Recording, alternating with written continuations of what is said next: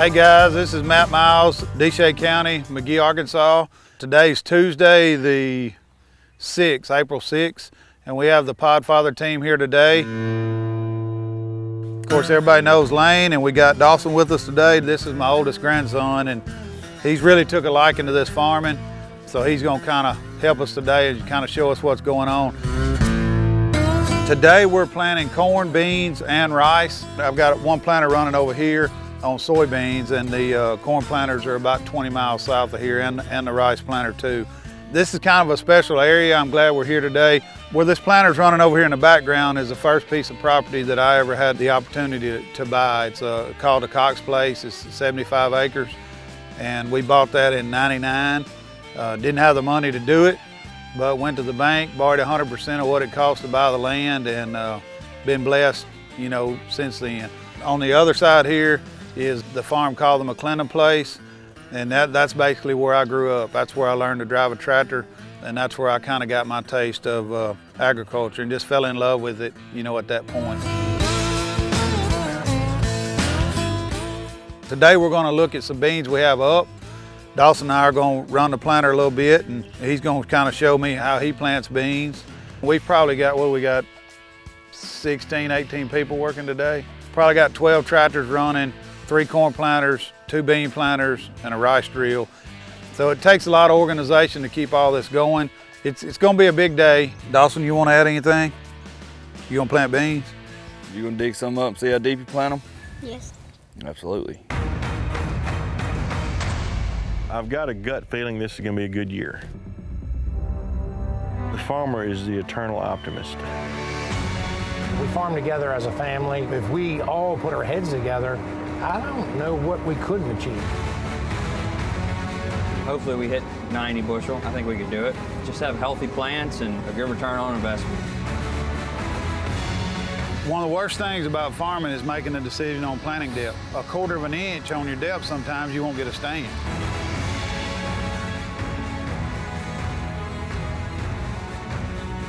As you can see, my pinky ring's empty, so obviously I didn't win.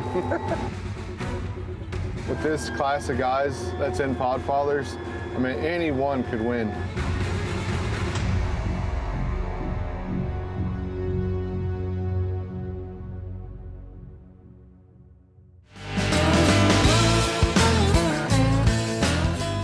You want to drive a little bit? Running this on 140,000. What we're running here with a twin row, you're splitting that seed on both sides of the row. You know, there's a lot more pressure on the seed because there's less seeds in a row. This ground we're in right now is kind of crusty, and when it rains, it's kind of hard to get a stand. So we increase our population a little bit for that reason. So, you know, we have went to 140 instead of 150, 155, just knowing that, you know, 90,000 is a full yield potential, just like what we used to think we had to have 120, and we don't really have to have that much anymore. These varieties have changed a lot too, to where they're a lot more bushy stature and put on a lot more pods per plant. You know, a bag of seed's gonna run you $50 to $60 a unit, and then, you know, your treatment, depending on what treatment you put on there, is gonna run anywhere from probably 6 to 18. So, but the higher priced treatments usually come with 100% replant. Beans are they don't react to some things like corn does, or even cotton. Not a lot of magic potions for soybeans. Weather, drainage, and fertility are the 3 main factors in my opinion, and variety selection. But like when we're doing these high yield plots, we try to stay spending the same amount of money. Like the high yield part of this field's over on the other side. We planted it Saturday. I probably got an extra 20 bucks an acre in it. I'm trying to find out what's feasible to put into normal production. So we're not out there spending thousands of dollars an acre on the soybeans to try to increase the yield, because what good does that do me in the end? So we brought a lot of the practices from the high yield plots over into normal production. That's why our cost of production is about $350. One of our higher costs, we spend quite a bit of money on chicken litter. We just feel like there's a lot more in there than just the P and K and the nitrogen. Synergistic effect the litter is to the soil, just the biology in general. We had some pretty good flooding earlier in the year. Not in the field, but it just in general. And all that water comes into that bio, so it stayed pretty full. 10 years ago, I did all my spraying, a lot of my planting, fertility, and the bigger we get, the less that happens. You know, the more people that we employ to be on the machines where we can run the ground. But before too long, I'm gonna have these boys. You know, I got 4 of these guys. So before too long, hopefully they'll be running some of this stuff. Dawson's 6. Thomas and Luke are what? 3? They're 3. And Obi's 1.5. Dawson is the boss. He's gonna be the teacher. You're gonna teach them all good stuff, right? I say this all the time, but when you work with people you love, how does it even work, you know? Shoot, by next year, by the time this airs, you'll be driving a tractor by yourself, won't you? Yeah, so Saturday we planted 25 acres over on the other side of the field. That'll be one of our high yield plots. We put a little infur in there, some different infur products that we're not putting out here right now. So we all got kind of our own little decision-making plots, Rob, me, and Lane. And that one's actually Rob's over there. It's got it's an Agrigo 4620. And I see what he had on that. He had some C-Cat, some sugar, and a PGR infur. Just trying to see if we can increase the bean size. There's so much yield potential just in the size of the bean. Oh yeah, and test weight's where it's all at. I think that's showing row 10. We're gonna have to stop here and see what's going on.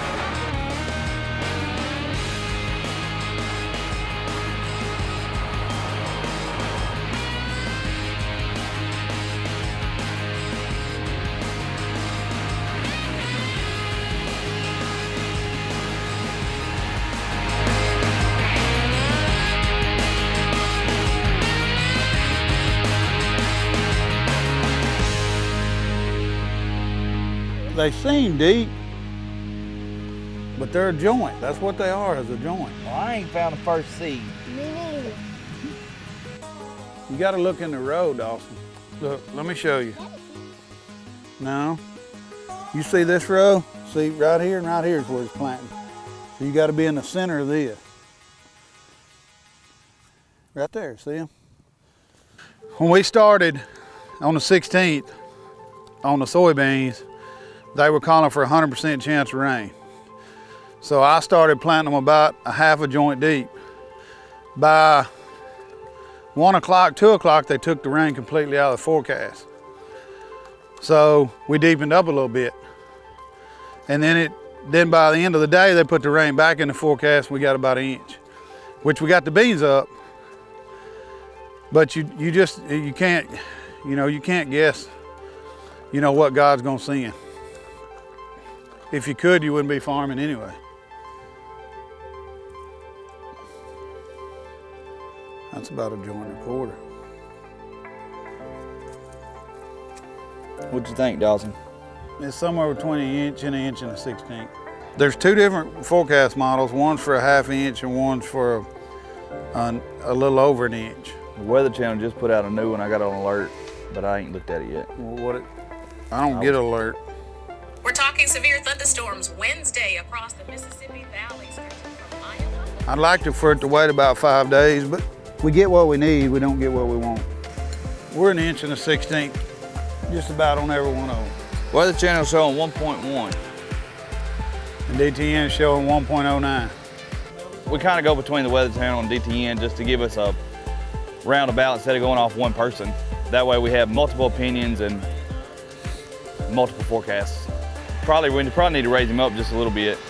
You going half a hole or half a hole? Yeah, which will bring him up about another 1/4 inch.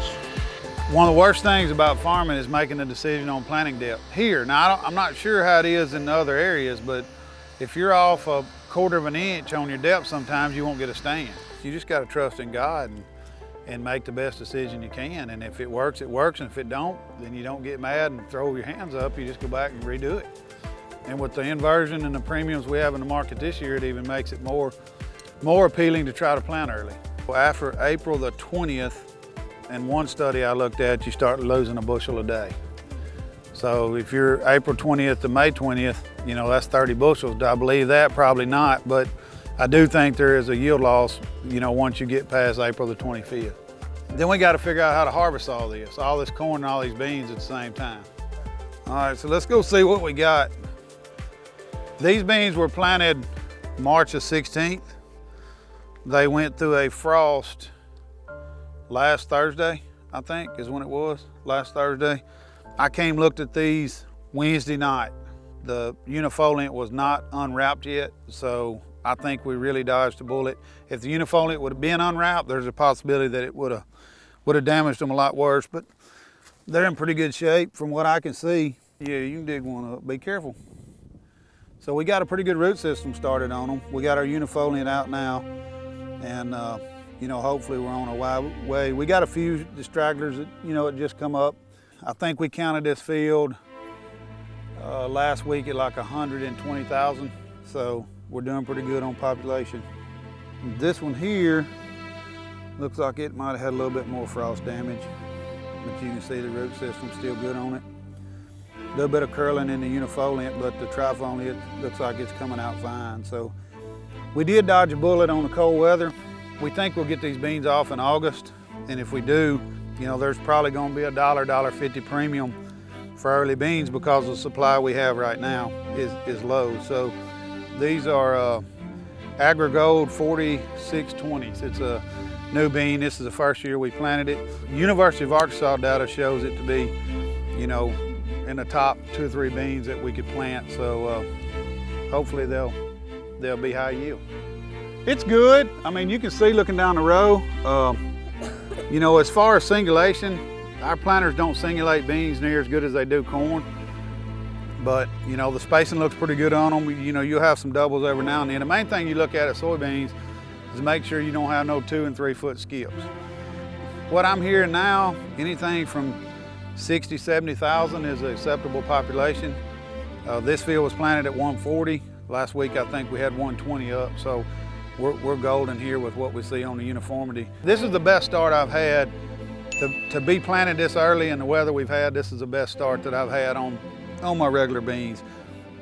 If we got the even emergence and we've got, you know, a decent population, then we're ready to rock and roll. What's your favorite crop? My favorite crop would be corn. I figured corn would be your favorite crop. Corn's good to eat, isn't it?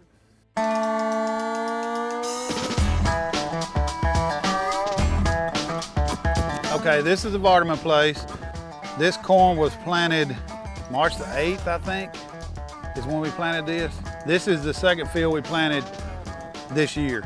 On a 38-inch row, one of our limiting factors is our spacing, you know, for yield. So we got twin row planters to plant beans with, picking up some yield there from 1 to 10 bushels acre on beans. So we got to thinking, well, if we can do that on beans, can we not do it on corn? We played with it in about 2008, and yield was the same. We got a new piece of equipment called a WNA level bander, which gives us a more wide square bed. What we found out we were doing, we weren't standing on the row. Once we got that tillage tool, we could keep the planter in the center of the bed. We said, okay, let's go back and try this again. So see, these plants are 9 inches apart, but what we're doing is giving that plant more room to grow, which kind of mimics a 30-inch row. It gives us an opportunity to increase our yield. We've seen from minimum of 10 up to 25 bushel increase with the twin row versus a single row. You know, if we start getting into a time factor, I'd rather have single row corn as have it too late. And same way with soybeans. We'll start out with the twin rows. If we start getting late in the year, you know, I'd rather have a single row bean planted in April as I had a twin row bean planted May 15th. So, you know, that's just kind of a numbers game too. I think we're gonna be okay.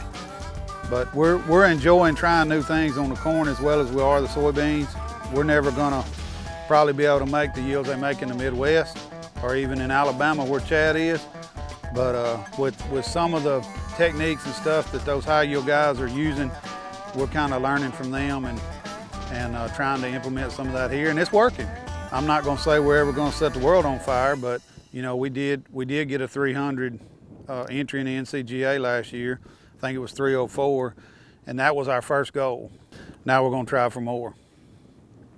There's a good chance we'll be harvesting this corn last week of July. I think it'll be last week of July, first week of August. What you think, Dawson? You think it'll be July or August? Probably July. July. Corn is Dawson's favorite crop, so he likes to watch the corn grow. Tell him who makes the corn grow? God. God makes the corn grow. Need a shovel.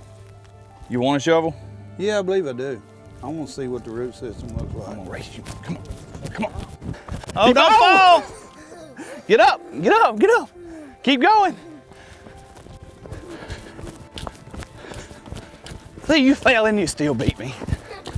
See, that double was created because of this hole right here. There we go.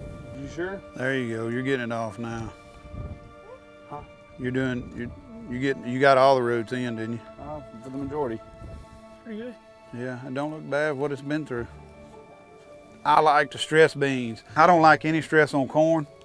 And the name of the game is relieving stress, so what I'm saying is kind of backwards from what I preach. Controlled stress. Yeah, controlled stress on soybeans, I think makes them meaner and makes them get more defensive. You know, gives them a better opportunity. If you give them everything they want all the time, they will luxury use fertilize. And if you knock a bean around a little bit, a lot of times you'll do better. If you knock corn around very much, you're probably going to do worse. So, all that being said, which ones can you stress the most? And I'd say it's definitely the soybean. We really don't want our beans much over waist high. You know, last year, I'd say 90% of our beans were laying flat on the ground after all the storms. And we probably lost 10 bushel an acre just on being on the ground. It's not that the beans are not there. You can't pick them all up.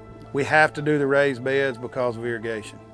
There's a lot of people that around here that irrigate with pivots that still do the raised beds under their pivots just to keep the crop out of the water. Well, that and a lot of times they irrigate their corners like we do. Yeah. Good year, this corn should make somewhere between 220 and 250, 260. In a good year, dry land would be 75 to 100 bushel. That shows you the difference. In the Midwest, you know, looking at some of those NCGA entries, you know, a lot of that dry land up there is higher yield than irrigated is. You get down here, it's totally opposite. If you don't have irrigation, you're probably not farming very, very much anymore. Dry land's almost unheard of.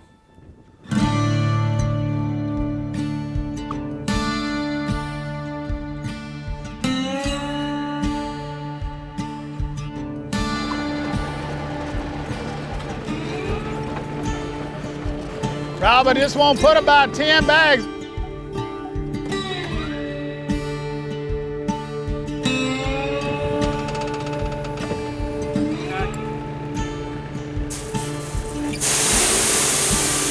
I don't want to get out there and not have enough.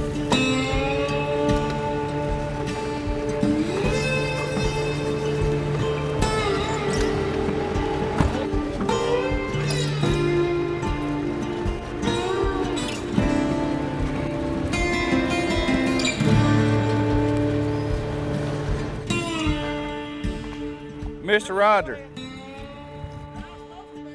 A little bit. It's basically the better question is what we're not doing today. That'd be a little shorter list.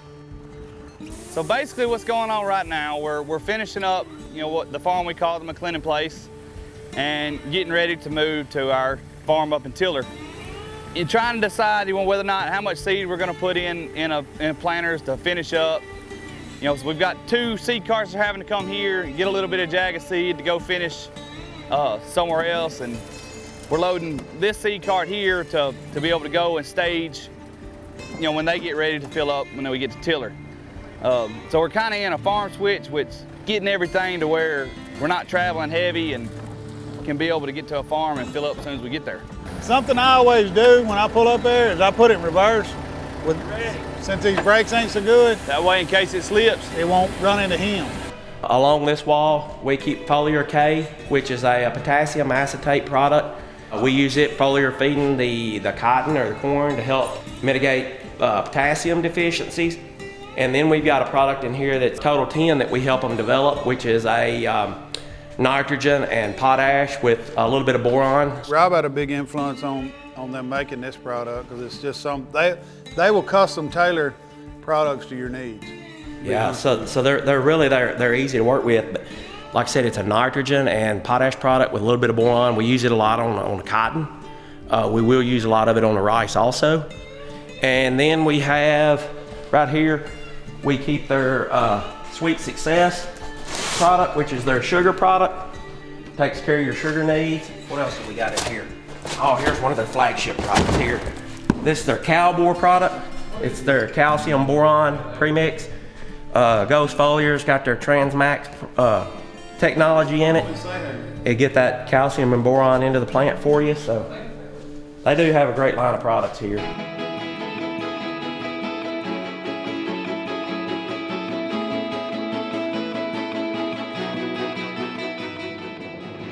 All right, guys, so we are fixing to go to the rice field. I just found that out that we got some rice ground dry enough, so we're gonna run double shift tonight, plant 24 hours with a drill. Wish y'all were here tonight to look at that, but I think that the Podfather team has got to get on to their next stop. So we have really enjoyed the Podfather team here. It's educational for us and educational for them too, I hope. We're glad they're here and can't wait for them to come back. So we're fixing to send them on north. I think we're going to Corey. So Corey, you got them next, buddy.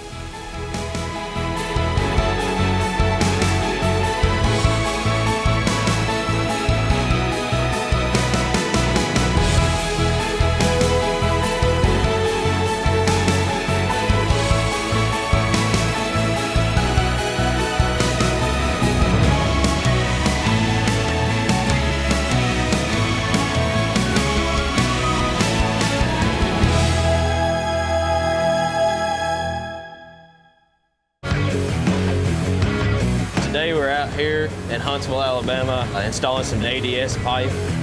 This spot here we've never worked before.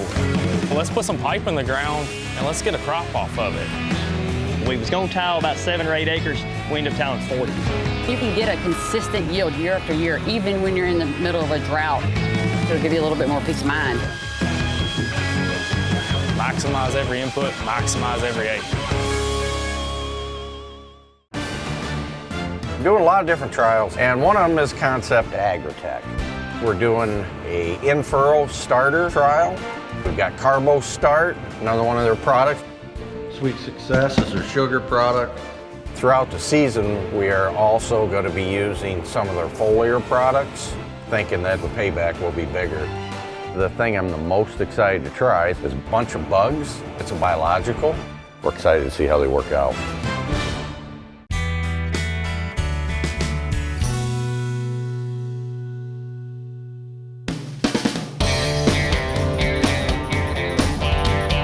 This field here did really well. It was the early variety of corn.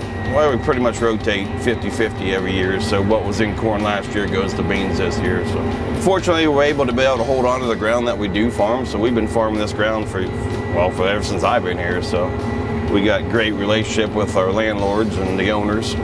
Everything works out great when you got familiarity of the ground, so everything we do, we pretty much know how the ground's going to react to certain conditions, certain weather patterns. I'd say within the last 4 years, this is likely the best condition we've ever planted in.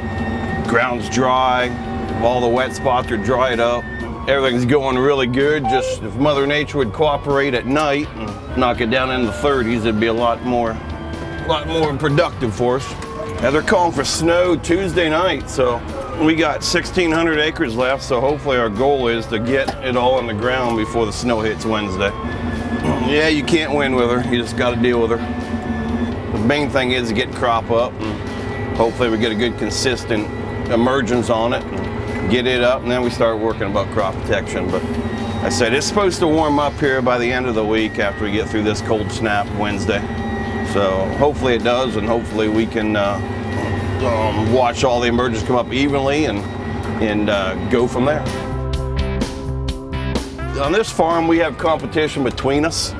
But as far as other farmers go, you know, our goal is to make sure we succeed, you know, and everybody else, they got their own way of doing things that may not be the same way we do our things, but, you know, we wish everybody the luck and the best, and we go from there. They're on to the next farm. I think they got, as of right now, they got 110 acres of work ahead of us, so when we get this farm done, we're going south of town to that farm, so we'll have them caught by the end of the night, because like I said, they're only 110 acres ahead of us.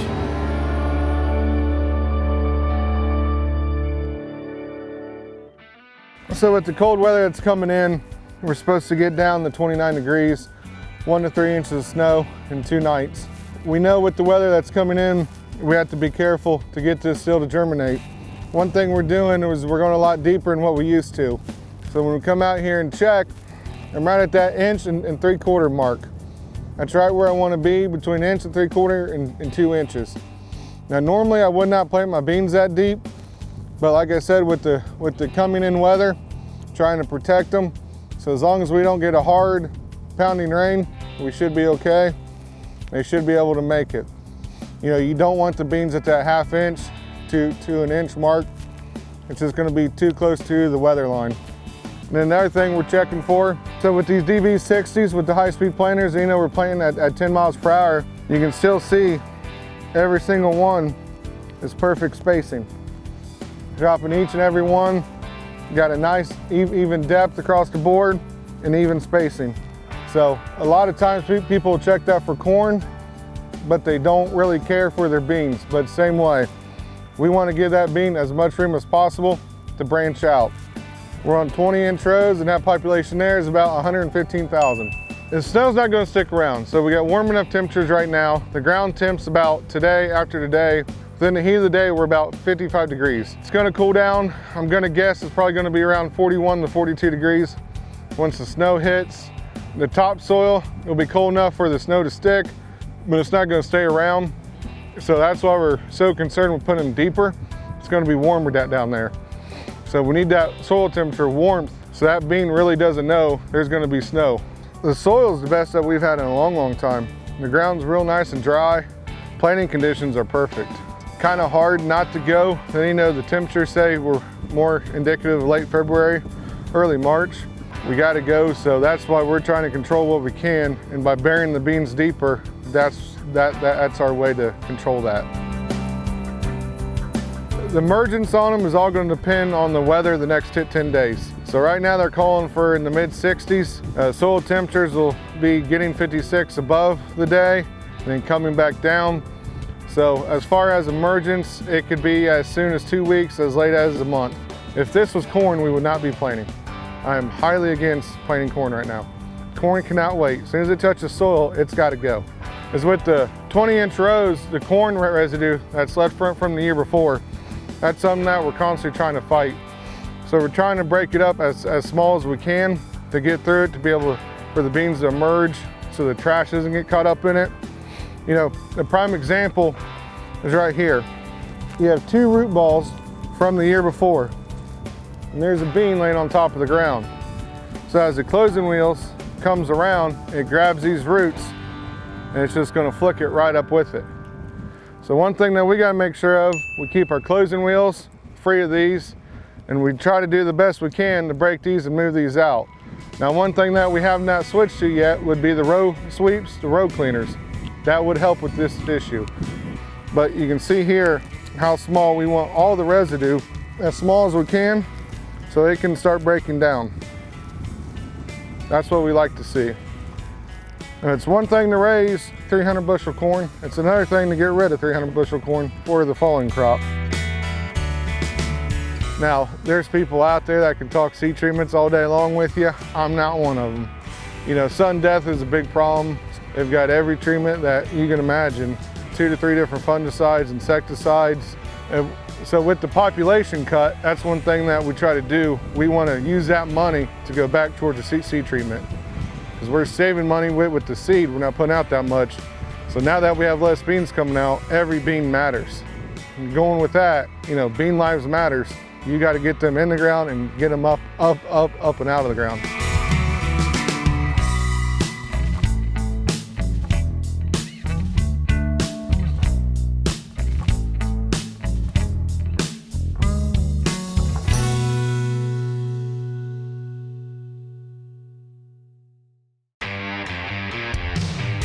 Here at Advanced Yield, we're not only just a consulting company, but starting in 2021, we are now offering a full lineup of select crop inputs. A lot of good foliar feeding options with a bunch of stress relievers. Anything that has been tested and proven on our farm is now offered to you at a great low price. No middleman, it's just a simple call and ship directly to you. For the farmer, by a farmer. Unleash your crop's potential. Visit online or give me a call today. We want the bottom canopy to be healthy with a good fungicide. We use Revitec on it. It's really going to help that bean finish off strong.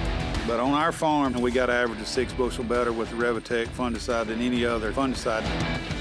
Probably absent of disease just because we've got the Revitec out here, but just mainly for the plant health. The one thing that is a must, that's this product right here. Reducing stress adds bushels.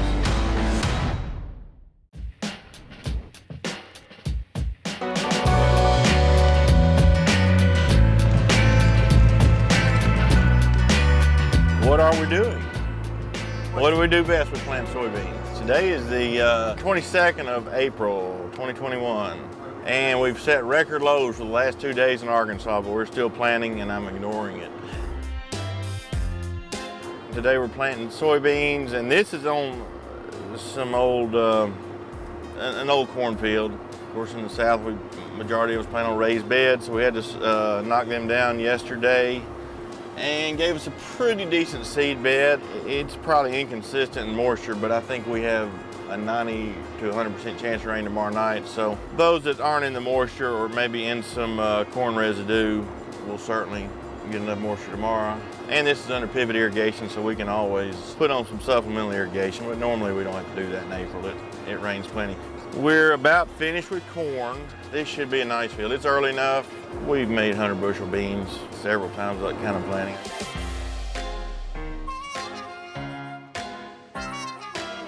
Population-wise, planting 135,000.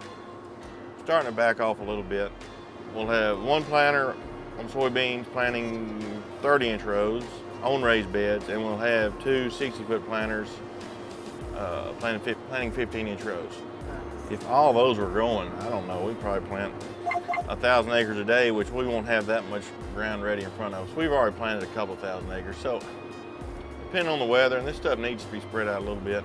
And I've got 2,500 acres that the river's still flooded on, so if everything was perfect, we could get be done in 3 days, which doesn't need to happen that quick.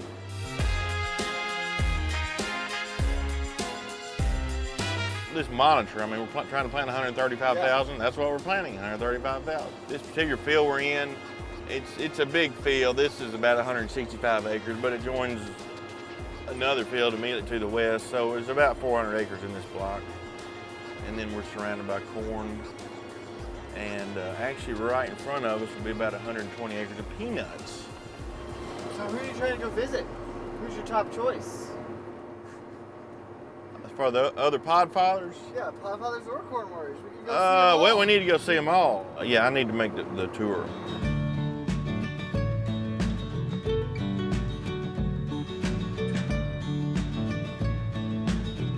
So sometimes I fail to mention what makes this happen, and it's not me, it's not just me. I tend to get more credit than I deserve. I mean, I've got a whole team of people. First of all, in the office, Misty Courier, she keeps everything going as smoothly as possible. On her desk, she's got a nameplate that says Chaos Coordinator, and there's a lot of truth to that. And then on the farm, you know, I think we've talked about the fact that we depend heavily on the H-2A labor, but they're just like family to me. I mean, these guys have been coming for years.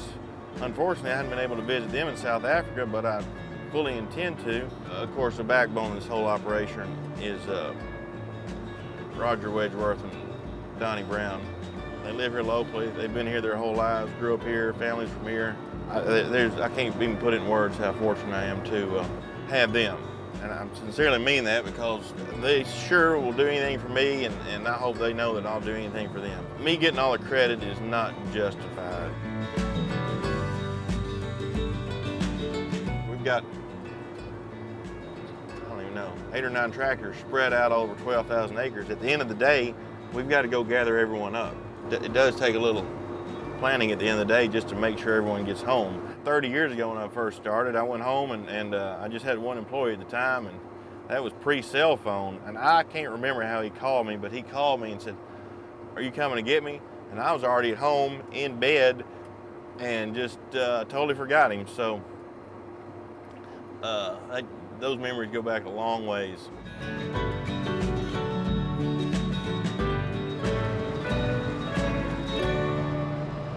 I need to be selling today since the market's limit up. I mean, it just continues to go up. Right now, I'm actually in pretty good shape. I'm about 25–30% sold on soybeans at $12.66, and currently the market is $13.50, $13.75. It's hard not to be profitable at these price levels. Corn, also a big number, $5.50, $5.75 just at harvest. Normally we hold corn all year. At these price levels, it probably needs to go right out the door.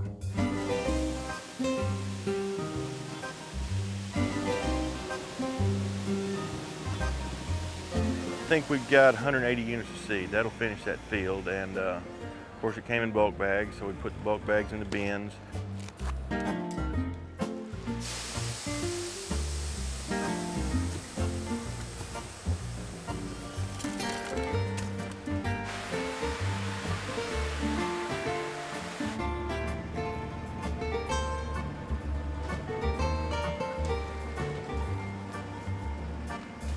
Which then goes through the seed treater. I think it's a USC seed treater. And in that process, we're putting on 3 fungicides and 1 insecticide. Looking good, yeah. Not too sticky. We've had problems with it being sticky the last few days, but this should be doing well. Coming through.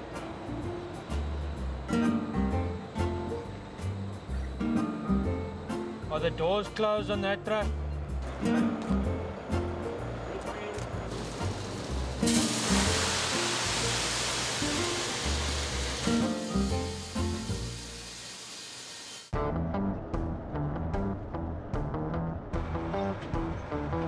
Welcome to Gregory, Nate.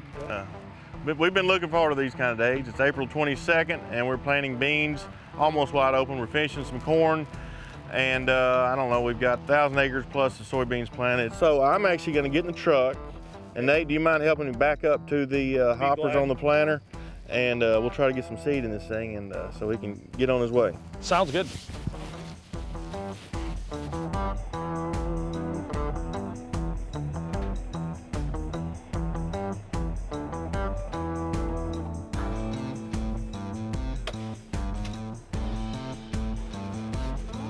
Ready?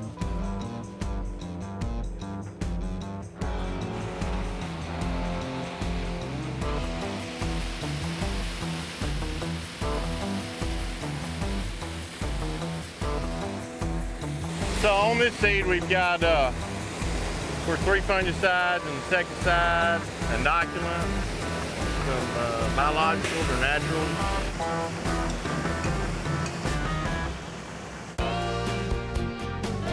So far today, just simply, it's been a quiet day in the office, been paying bills and just holding down the fort. So there have been good days, there have been bad days. Of course, new technology brings challenges that we're not expecting, but it always happens every year.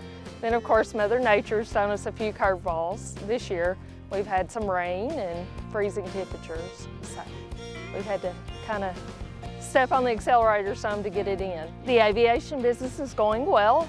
Today's a slow day, but with the rain will come some more business. Chaos coordinator, yes, most accurate title, although my shirt doesn't describe my job perfectly to a T, so patience is an extreme part of my position. I think this year is definitely started off better than last year because weather is now cooperating.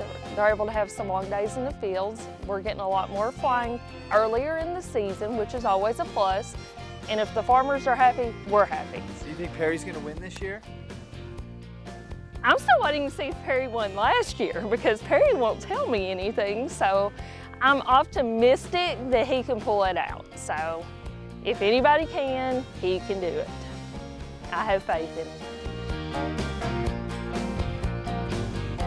We picked up a little more land this year, about 2,500 acres. Actually, it's 5,000 acres, and me and a friend are going to split it.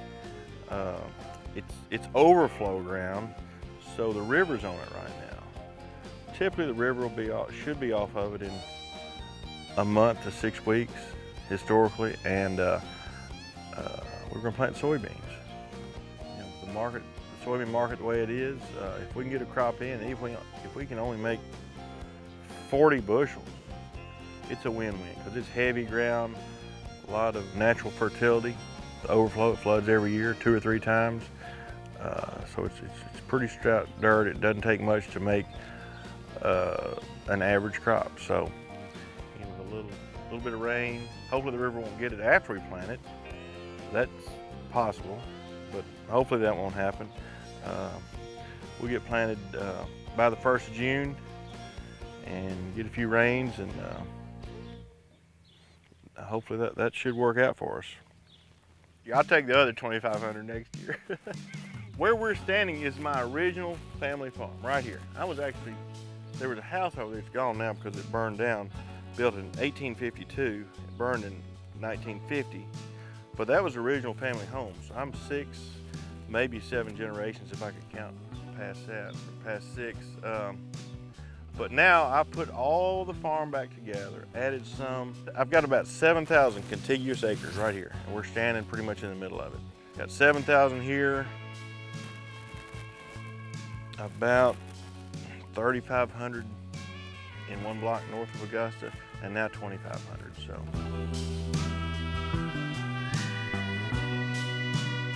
I talked to the other Podfathers.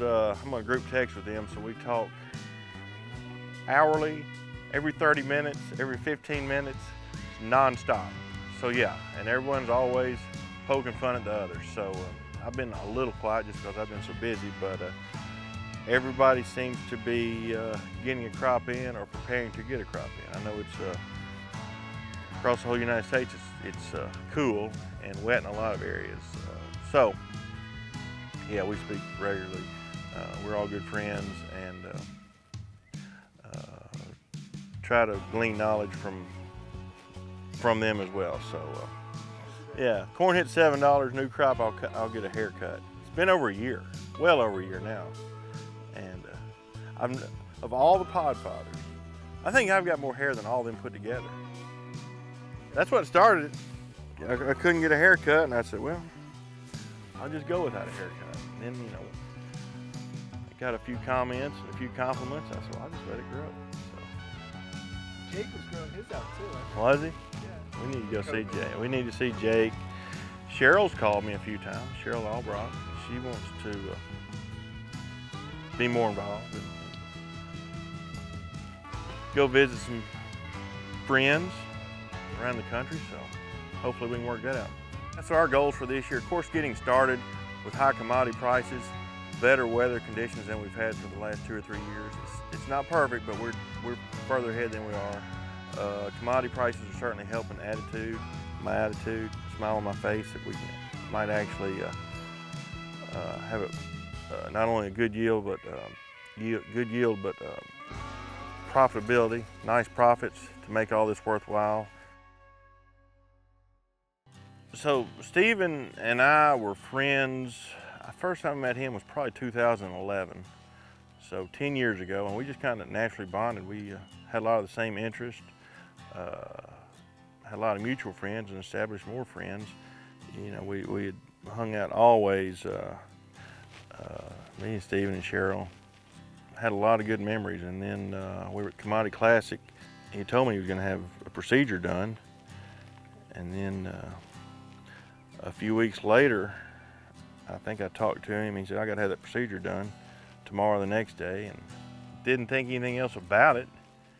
And happened to be Cheryl's birthday, so I called her that morning to tell her happy birthday. I actually told her she's the oldest person in my contact list now. And she called me, and I thought to myself, I said, well, that really must have rubbed her the wrong way for her to generate a phone call. And as soon as I heard her voice, I knew something was wrong. I went out there that night, flew out there that night. I was sitting right in that warehouse. I've been working all day and I was sitting on a case of chemicals. And when she called, I never, it's one of those things you just don't ever forget where you are when something traumatic happens. I just dropped everything I was doing and flew to West Texas and got there, I can't remember, 9 or 10 o'clock that night. Stayed there till way up in the morning. You know, ultimately it just did not work out. Wasn't God's plan, so. It's been a few days. A lot of friends came in from all over the United States and laid him to rest. But Cheryl and I have stayed in constant contact since then. And I look forward to her participating in Podfather's Corn Warriors for years to come, hopefully. Stevens, he was just so attentive to detail. He grasped the concept of that even emergence, I would say way before anyone else did. When 4.5 miles an hour is fast to get that accurate planting, he was planting it 2 to 2.5. He did a lot of it himself. He and Cheryl, gosh, I don't know how many farm shows we went to and looked at equipment and got pulled behind the scenes to show some stuff that's not even out yet, which coincidentally I'm using today. So 6 years ago, some of this new technology was out, these manufacturers were working on it, and he and I looked at it, experienced it, talked about it, and even made suggestions. And now, 2021, I've actually got it on my farm. So yeah, he was well respected, a legend, if you will, in the industry.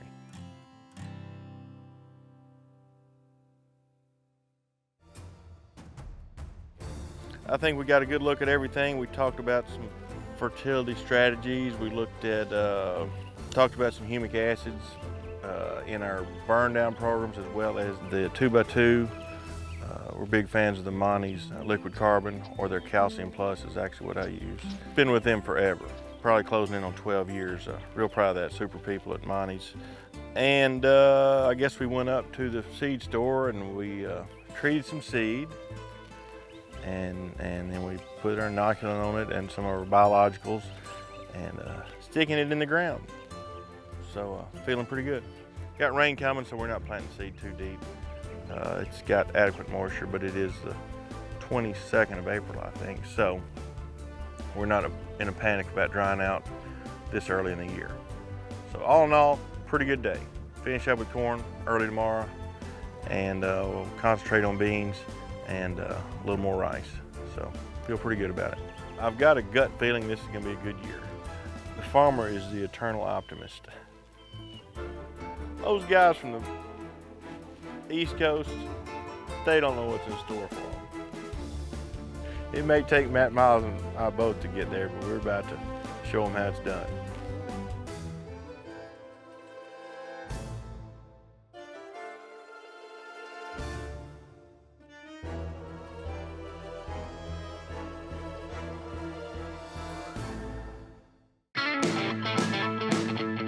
We got some Monty's product. We use it in a lot of other crops. It's a changer.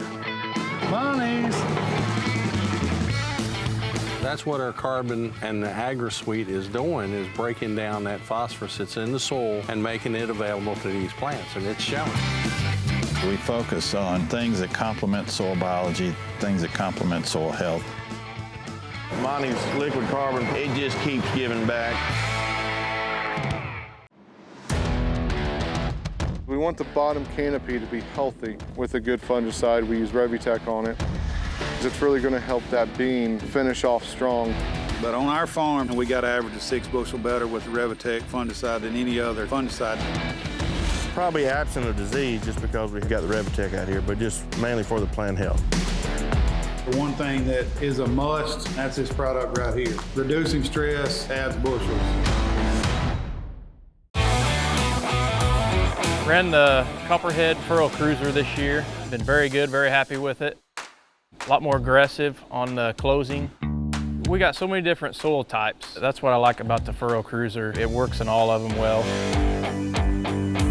And this is 2 seasons ran on this, and you can see virtual no wear at all. Just a simple addition to the planter for better closing.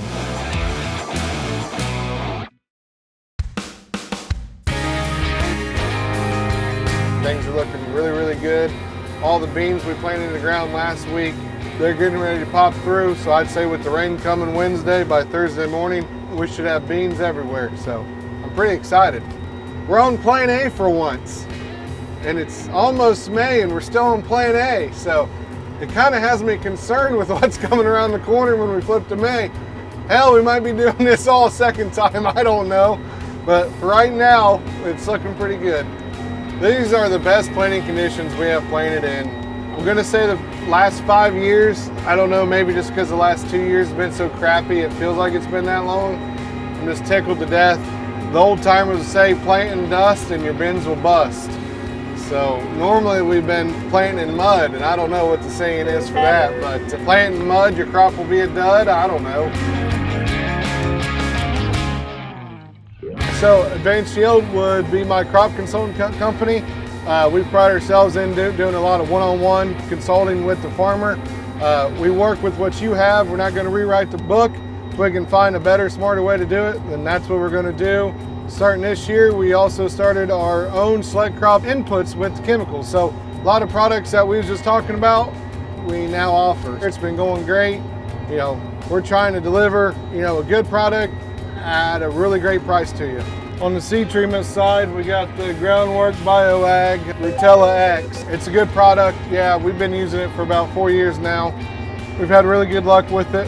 The thing I like about the mycorrhiza, especially for us, is we're heavy conventional till. So whenever you're conventional till, your mycorrhiza spore counts are going to be down lower.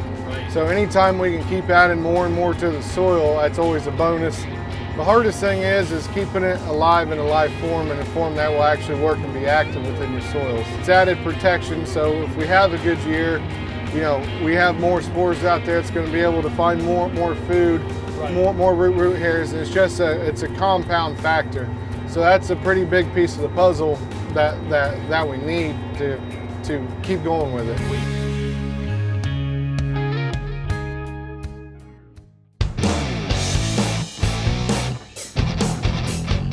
I do think from all the snow, I think all the beans, that people had, most of them should survive. Corn should be okay. Probably got dinged a little bit. It's not an ideal situation, but that's real world farming. Nothing's perfect. There's not a perfect scenario. You got to go when you can go, and you got to adapt and change. We can't sit around and wait for the perfect day to plant our perfect garden. When it's time to roll, it's time to roll, and we got to roll with the punches.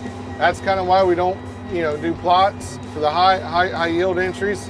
It's all being thrown out here. Every variety's got an entry. We're just kind of going to sift through and see which one made it out the best here, and we'll be able to tell in a couple weeks. It's all going to be treated the same. It's not going to be a special voodoo mix or anything special with the planter. I mean, hell, right behind me, we don't have 2x2. We got liquid in furrow. I'm going 4 gallons to the acre, and my carrier is water. The thing that we do have is a lot of fulvic acid, a lot of biologicals, a lot of azos. We got mycorrhiza. So we love live bacteria. I mean, that's what we're going with. I'm using water. I'm being patient, letting my ground temps warm up. Use the nutrients out of there. So I can save a lot of money and focus on a lot of different areas just by being patient, waiting for the right time. So now if we can get the crop off to a good start, I don't think another chance of frost or freeze we have to worry about. I think we survived that. Insect pressure looks pretty good, although we are supposed to be getting the locusts coming in this year. I just heard they're starting to move in. I'll be honest with you, I don't have enough knowledge with the locusts and the cicadas to know, hopefully it's not on a biblical portion, that's all I can tell you. But I just don't have enough experience to really answer that question.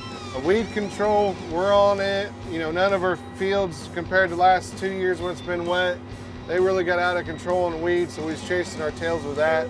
This year, our fields have been clean. And it's just one of those things where I don't know what we're gonna have to adapt and plan for because things are going so well, and you just don't want to get too excited, but I don't know. I'm a pretty optimistic person. I don't like being negative Nancy. And I know last year you guys heard a lot of negativity, but I mean, we was going through heck and back, you know, from planting season on. Mother Nature threw us a lot of different curveballs. So right now I'm pretty excited. I'm pretty amped just to have, you know, somewhat a normal year. And I think all the farmers around America are too.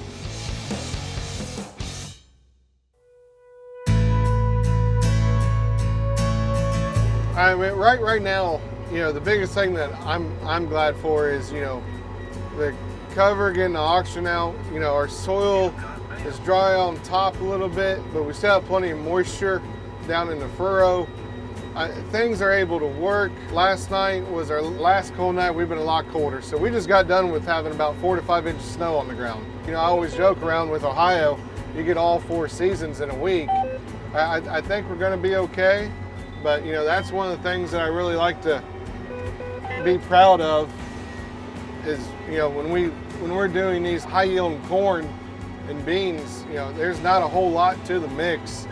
It's a full program approach. It's, you know, every pass we got to make matter, and we got to know what to put in it, when to put in it, and how to put in it. We're not going to go out and spend a bunch of money on a huge different mix or try to overload just 10 acres. I mean, you know, it is what it is. That's our yield, and we want to duplicate it across every acre that we farm, and we're going to find a way to get close to that. So last year on beans, you know, is really bad for beans. Looking forward to doing better on that front. Corn, I was happy with the year that we've gone through. So with the weather that we're planting in now, every forecast that I see, just everything we got going for us, if we can pull off that number last year on corn, I'm really excited to see what we do this year. But at the end of the day, Mother Nature, she can make us or break us. For as happy as I am right now, I know, you know, good Lord willing, we still got a crop to harvest when we come back this fall.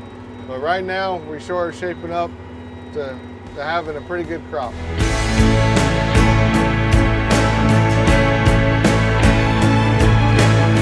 The reason why the grain market's been up so much the past week is because last week I sold a good chunk of it.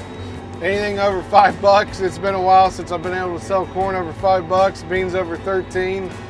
I pulled the trigger because there's been too many years I've been selling corn $3.50 or less and beans $9 and less. So what's the saying? A bird in the hand's better than two in the bush.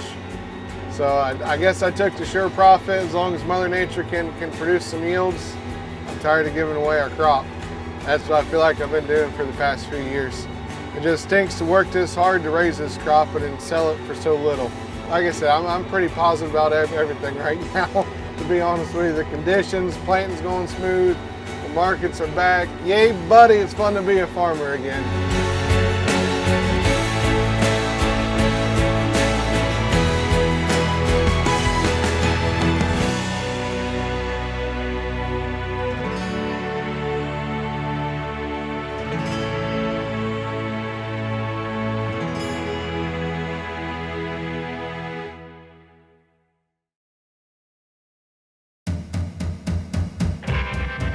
Running the strip till machine, Soil Warrior. Alexander, he got his first farm. Of course we're having problems. It's got to be on film day, doesn't it? I mean, come on.